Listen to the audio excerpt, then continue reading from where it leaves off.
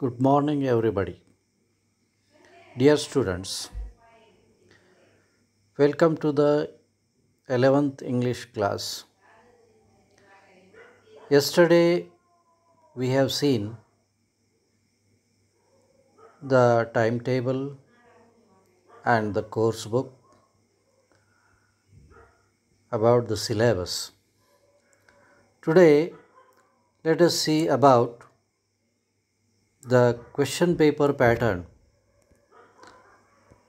that we are going to see the question paper pattern of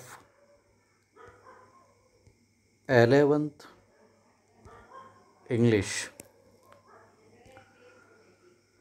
Dear friends, as you know, the question paper pattern is similar to the 10th class. विद्यार्थी मित्रांनो, तुम्ही यापूर्वी 10वीला ज्या पद्धतीने परीक्षा दिलेली आहे, अगदी त्याच पद्धतीचा हा पेपर पॅटर्न आपल्याला पाहायचा आहे. एकूण मार्क्स आपल्या या 11वीच्या फायनल एक्झामचे असतील. थेअरी 80 मार्क आणि ओरलसाठी 20 मार्क्स. ओरलमध्ये आता बराचसा चेंज करण्यात आलेला आहे. तरी आपल्याला हा बदल माहिती करून घेऊया. पण त्या अगोदर क्वेश्चन पेपर पॅटर्न कसा असेल याचा आपण विचार करू.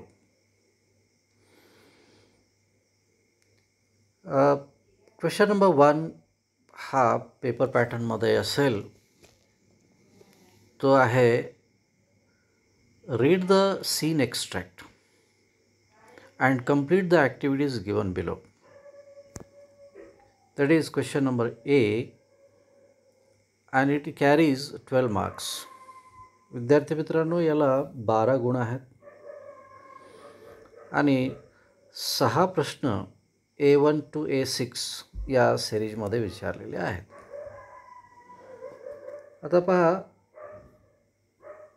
A1 आहे ग्लोबल अंडरस्टँडिंग. ग्लोबल अंडरस्टँडिंग म्हणजे ओव्हरऑल पॅसेज तुम्हाला समजला का यावर. A2 आहे फॅक्च्युअल, कॉम्प्लेक्स फॅक्च्युअल क्वेश्चन, ज्याला 2 मार्क्स आहेत. A3 आहे इंटरप्रिटेशन ॲनालिसिस करायचं आहे. A4 पर्सनल रेस्पॉन्सचा आहे आणि A5 लँग्वेज स्टडी. लँग्वेज स्टडीमध्ये तुम्हाला ग्रामर विचारलं जाईल.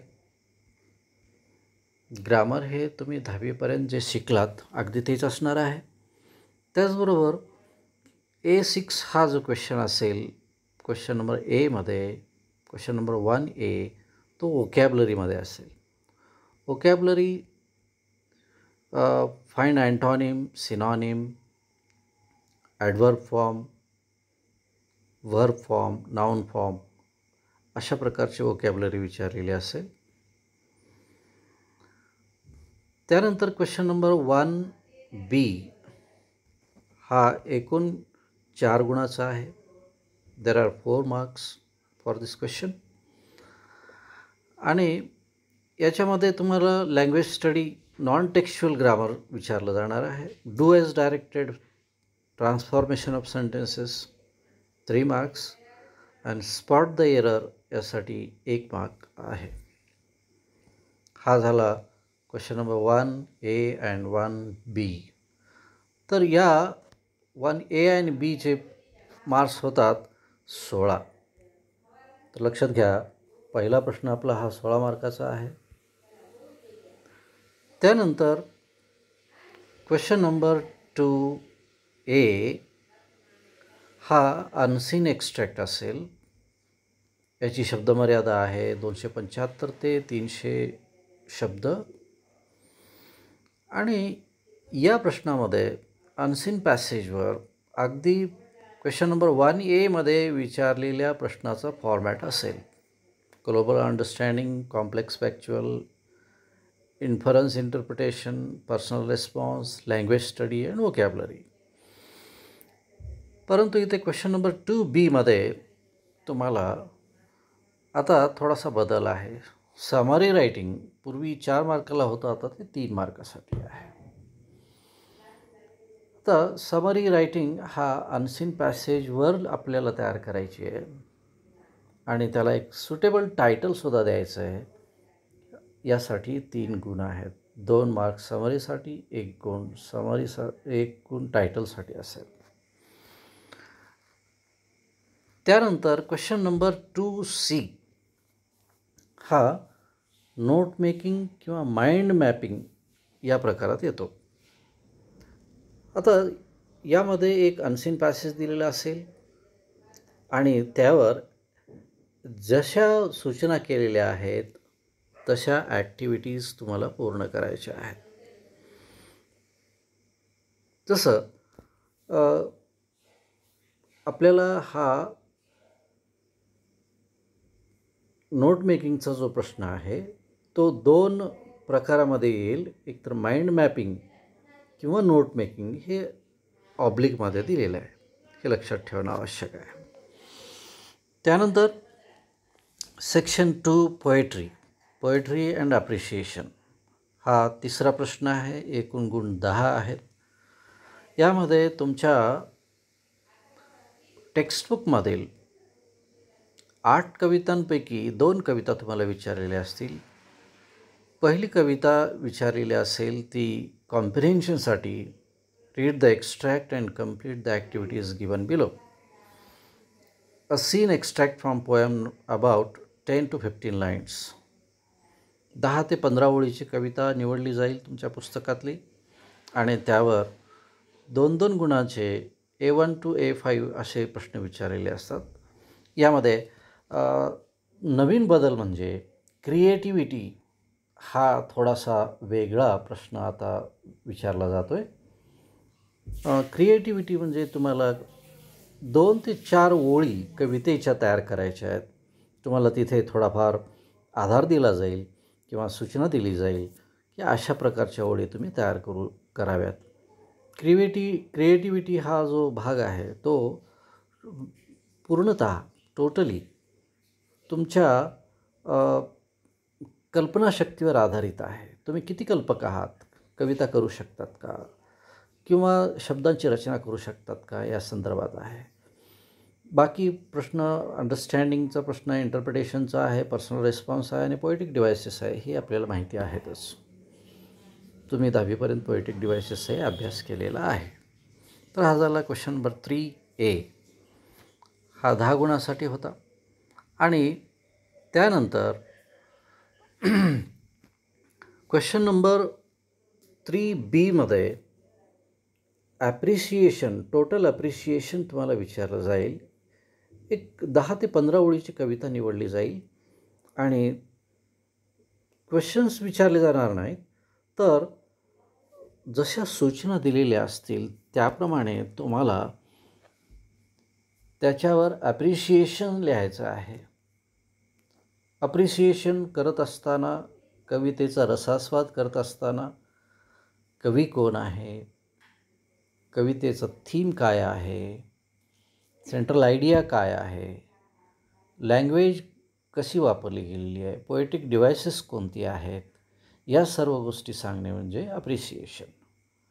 हा सुद्धा भाग तुम्ही 10वीला शिकलेला आहात आणि यासाठी 4 गुण आपल्याला मिळतात. त्यानंतरचा भाग येतो सेक्शन 3 रायटिंग स्किल. विद्यार्थी मित्रांनो, हा क्वेश्चन नंबर 4 जो आहे तो तुम्हाला सर्वात जास्त मार्क्स मिळवून देणारा आहे, कारण हा 16 गुणाचा प्रश्न आहे. 16 मार्क्स मेजर मार्क्स यामध्ये आहेत. तर क्वेश्चन नंबर 4मध्ये 4-4 मार्काच्या तुम्हाला ॲक्टिव्हिटीज दिलेल्या आहेत, इन्स्ट्रक्शन्स दिलेले आहेत आणि इन्स्ट्रक्शन्सनुसार तुम्हाला ॲक्टिव्हिटीज पूर्ण करायच्या आहेत. त्यामुळे अनेक पर्याय तुम्हाला दिलेले आहेत, व्हेरियस ऑप्शन्स आहेत. नंबर 1A जो आहे email writing or letter writing, formal letter writing. आता आपल्यासाठी ईमेल रायटिंग हा एक नवीन प्रकार आपल्याला आलेला आहे. लेटर रायटिंगमध्ये देखील आता तुम्हाला वन साईड लेटर रायटिंग करता येते. मार्जिनपासूनच सर्व गोष्टी लिहिता येतात. मार्जिनच्या बाजूलाच सर्व गोष्टी लिहिता येतात. ब्लॉक फॉर्मॅट ज्याला आपण म्हणतो त्यामध्ये आपण हे लिहू शकतो. तुम्ही 10वीला हा भाग शिकलेला आहे. फक्त ईमेल कसा टाईप करावा याच्या संदर्भात आपल्याला पुस्तकामध्ये माहिती दिलेली आहे. त्यानंतर बी आहे expansion of ideas or blog writing or film review. यापैकी एक पर्याय तुम्हाला निवडायचा आहे आणि त्यावर लिहायचं आहे. आता ब्लॉग रायटिंग हा एक नवीन भाग आहे. जसं आपण ट्विटरवर काही लिहितो किंवा सोशल मीडियावर काही ब्लॉग्स लिहितात लोक, किंवा वर्तमानपत्रामध्ये एखाद्या सिनेमाचा रिव्ह्यू येतो, किंवा एखादी संकल्पना ही एक्सपांड करणे, त्यावर लिहिणे, तुमचे मत मांडणे, असे 3 पर्याय आहेत. त्यानंतर सी आहे appeal, leaflet, report writing, view counter view. या प्रकारापैकी तुम्हाला एकच पर्याय चूज करायचा आहे आणि लिहायचा आहे. अपील म्हणजे लोकांना अपील करायचं आहे, या संदर्भात ब्लड डोनेशन असेल, क्लिनलीनेस ड्राईव्ह असेल, किंवा लिटरेचर किंवा लिटररी मीट असेल त्यावरचं अपील करायचं आहे. लीफलेट हा एक प्रकार जाहिरातीचा प्रकार आहे. रिपोर्ट रायटिंग झालेल्या कार्यक्रमाचे रिपोर्ट्स राईट करायचे आहेत. व्ह्यू काउंटर व्ह्यूमध्ये आपले वादविवाद असलेले मत मांडायचे आहेत. त्यानंतर डी आहे speech writing, compering, dialogue writing, interview. यापैकी एक निवडायचं आहे. स्पीच रायटिंग तुम्हाला माहिती आहे. कंपेअरिंग करणे म्हणजे एखाद्या खेळाचं समालोचन करणे किंवा एखाद्या कार्यक्रमाचं सूत्रसंचालन करणे. डायलॉग रायटिंग किंवा इंटरव्ह्यू क्वेश्चन्स लिहिणे. अशा प्रकारे हा क्वेश्चन नंबर 4 तुम्हाला सोडवायचा आहे. आता सेक्शन 4मध्ये कम्प्लिटली यालासुद्धा 16 गुण आहेत. लिटररी जॉनर म्हणजे साहित्यातला एखादा प्रकार तुम्हाला शिकायचा आहे, तर 11वीसाठी तुम्हाला साहित्यातला प्रकार शिकायचा आहे ड्रामा. आणि एक ड्रामा तुम्हाला अभ्यासावायचा आहे आणि त्या ड्रामावर काही प्रश्न आहेत. पण त्या अगोदर history of drama, English drama यावर काही MCQs किंवा match the columns, chronological order, true or false अशा ॲक्टिव्हिटीज विचारल्या जातील, ज्या की 4 गुणांसाठी असेल. म्हणजे या ॲक्टिव्हिटीज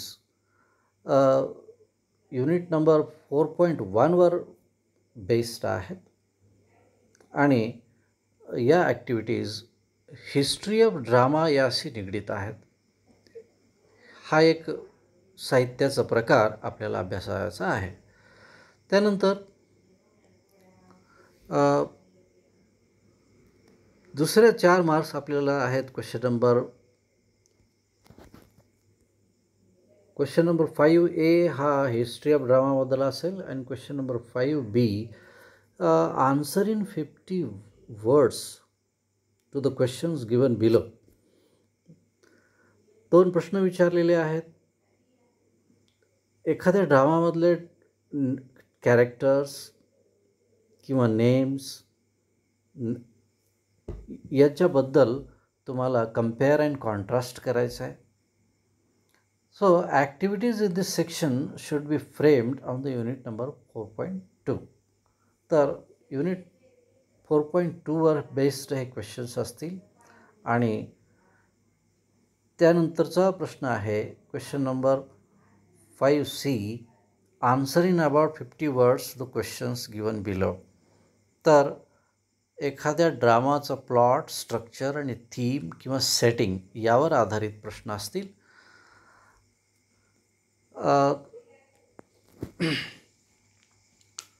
क्वेश्चन नंबर Cमध्ये डिस्क्राईब, एक्सप्लेन, कम्पेअर, कॉन्ट्रास्ट अशा पद्धतीची सूचना विचारलेली आहे, दिलेली आहे.